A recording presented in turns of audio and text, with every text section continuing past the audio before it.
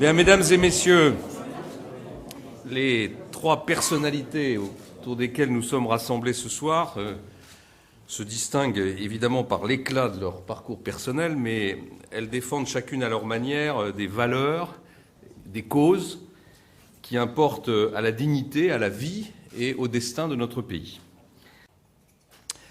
Brigitte Jean-Perrin, je suis heureux d'honorer aujourd'hui votre travail de journaliste. Je crois d'ailleurs que c'est la première fois que je vais avoir l'occasion à Matignon de décorer journaliste. Travail centré sur des questions qui sont, à mes yeux, fondamentales pour l'avenir de notre pays, des questions que le public perçoit aussi comme difficiles, complexes, si ce n'est ésotériques, ces questions que vous avez justement à cœur depuis 30 ans d'éclairer et de faire partager sur les ondes de Radio France. Après une hypocagne et des études de journalisme, vous entrez à Radio France en 1978 et vous n'allez plus quitter cette grande maison de l'avenue Kennedy. Vous y entrez comme stagiaire à la rédaction de France Culture. Au tournant des années 70-80, vous participez à l'aventure de la création de Radio 7. Radio 7, peut-être certains s'en souviennent, c'était une idée de Jacqueline Baudrier, qui était alors PDG de Radio France et qui voulait, au sein même de l'audiovisuel public, créer une radio qui répondrait aux attentes de la jeunesse à une époque où les radios pirates commençaient à fleurir. C'est après cette expérience que prend forme véritablement votre spécialisation dans les questions économiques. Vous entrez au service économique de France Inter en 81 et vous en prenez la tête quelques années plus tard. Vous allez la conserver pendant 13 ans. C'est en grande partie par vos chroniques matinales que le public de France Inter va apprendre à vous connaître et à apprécier la clarté et le dynamisme de vos analyses. Il y a la chronique Socialement Vôtre en 1997, très vite saluée par un prix prestigieux. Il y a Mode d'emploi en 2000, où vous mettez à la portée des auditeurs les questions et les notions fondamentales de l'économie. Il y a Entreprises et stratégie à partir de 2003, où vous interrogez des chefs d'entreprise sur leur vision de l'économie nationale et internationale. Il y a Global Echo entre 2004 et 2007, une chronique où vous mettez en perspective les questions économiques et sociales qui se posent dans notre débat national et celles auxquelles sont confrontés les autres pays.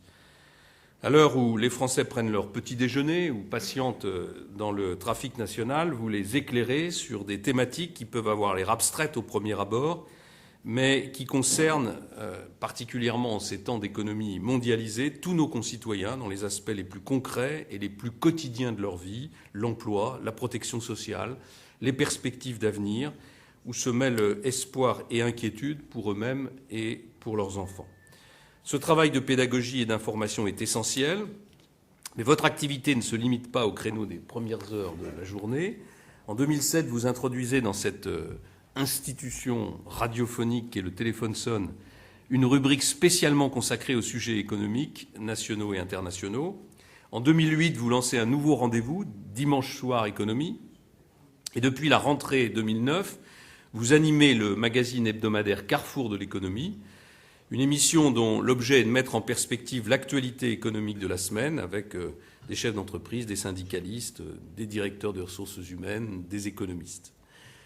On sait bien, Brigitte Jean-Perrin, que les journalistes de radio s'identifient par une voix, par un ton, qui deviennent familiers aux auditeurs et qui, dans le meilleur des cas, s'identifient par une sorte de coïncidence alchimique avec la nature des sujets concernés.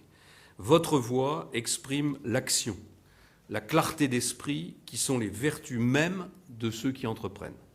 Votre ton, c'est aussi celui d'une franchise, d'une volonté de dire la vérité. Et cette sincérité révèle une ambition pour notre pays. Alors, je me souviens d'une interview en 2003 avec plusieurs journalistes, dont vous-même.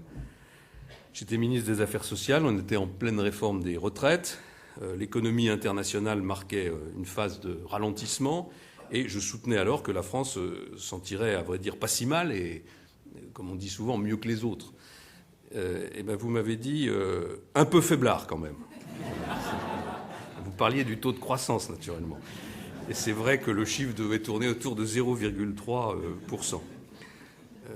Je remarque d'ailleurs qu'aujourd'hui, nos indicateurs sont bien au-dessus de ces niveaux et je pense qu'ils ne sont plus aussi faiblards. Mais vous allez me dire, qu'il faut pouvoir et qu'il faut vouloir faire mieux. En cette même année 2003, vous avez publié un ouvrage, La France entre tourmente et changement, rassemblant une centaine d'interviews. Cette sorte d'almanach économique et social était une mine d'informations, d'idées, de questionnements. C'était une analyse très pertinente de la fragilité qui touchait déjà à l'époque l'ordre mondial et certains équilibres internes à notre société. On peut aujourd'hui avoir le sentiment qu'il anticipait la grande crise qui allait frapper en 2008 l'économie mondiale avec une ampleur encore plus considérable. Permettez-moi de reprendre votre titre si actuel, La France entre tourmente et changement. Ces termes expriment le cœur des problématiques et des ambitions qui sont les nôtres. Je suis sensible aussi à l'alliance de réalisme et de volonté à laquelle il nous invite. Je ne veux pas préjuger d'un bilan gouvernemental que seul le temps, voire l'histoire, établira dans toute sa portée, mais que ce soit pour libérer les énergies dont notre pays dispose en si grand nombre, mais qu'il a souvent trop tendance à sous-estimer, ou que ce soit pour résister à la grande crise de ces dernières années, je veux croire que nous avons pour le moins regardé en face et affronté la réalité, en prenant la mesure de nos faiblesses, de nos forces, en maintenant le cap d'une ambition nationale moderne et, pour reprendre vos termes, en faisant prévaloir le changement pour ne pas nous laisser emporter par la tourmente internationale, ni d'ailleurs par les vieux tourments de la psychologie française, qui est, comme chacun sait, profonde, riche, mais aussi complexe et insatisfaite. Les questions économiques sont aujourd'hui centrales en toute politique, peut-être plus qu'elles ne l'ont jamais été au cours de l'histoire. Pour que les citoyens puissent juger en conscience des orientations qu'ils veulent donner à leur destin collectif, il est essentiel qu'ils soient informés. Pour que notre pays puisse jouer de tous ses atouts dans la compétition actuelle, il faut qu'il s'empare des logiques de l'économie et qu'il les regarde avec plus de lucidité.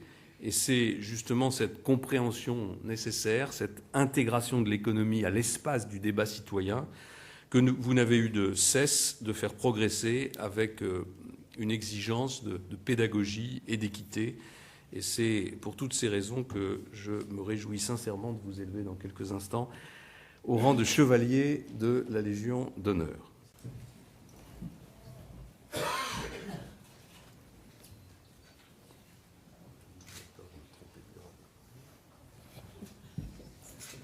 Colette Créder, au nom du Président de la République et en vertu des pouvoirs qui nous sont conférés, nous vous faisons commandeur de la Légion d'honneur.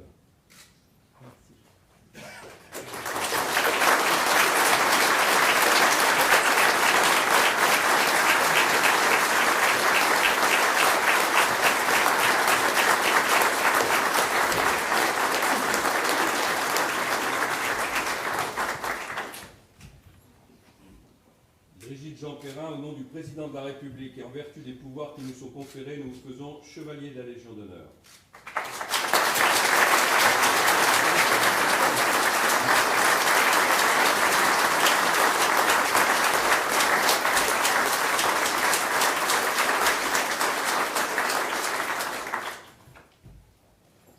Denis Martin, au nom du Président de la République et en vertu des pouvoirs qui nous sont conférés, nous vous faisons chevalier de la Légion d'honneur.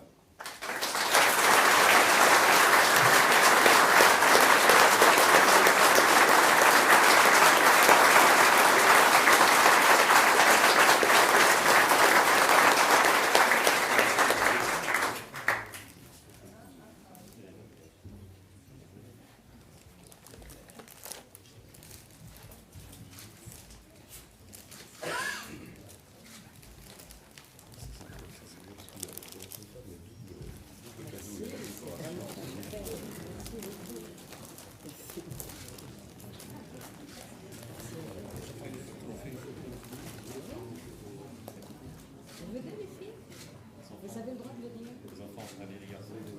Allez, voilà. Les jeunes générations, la relève.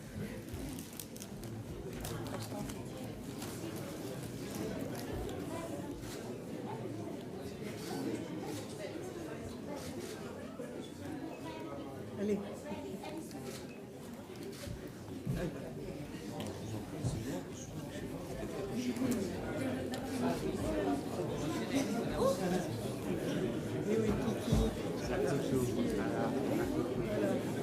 Toi, Michel.